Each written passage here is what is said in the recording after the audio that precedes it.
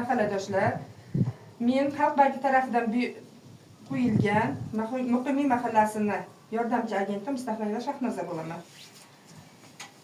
Hurmatli prezidentimizni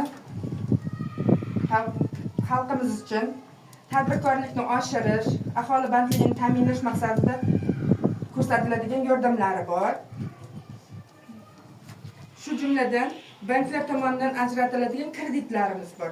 Xalq banki tarafidan ajratiladigan kreditlarimiz ko'plab kredit. Shu jumladan aholini moliyaviy qo'llab-quvvatlash hurmatli prezidentimizning 312-sonli qarori asosida yoshlarimizga beriladigan kreditlar, oilaviy tadbirkorlik, biznesga birinchi qadam, mahalla loyihasi va hokazo kreditlarimiz bor.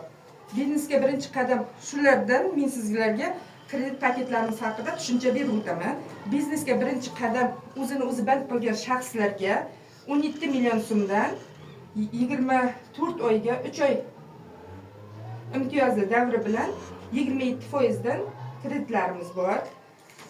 Prezidentimizning 312-qaroriga asosan yoshlarimizni tadbirkorligini rivojlantirish maqsadida 100 million so'mdan yuqori miqdorda 24 oyga 1 yil imtiyozli davri bilan 4% kreditlarimiz bor.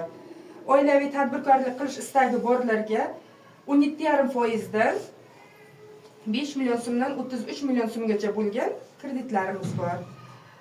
Hamda mahalla loyihasi asosida hamroh, eksklyuziv va tezkor kreditlarimiz bor. Ular ayollarimizga va erkaklarimizga 24% dan ayollarga, 25% dan erkaklarimizga 50 million so'mdan yuqori bo'lgan summalarda beriladi.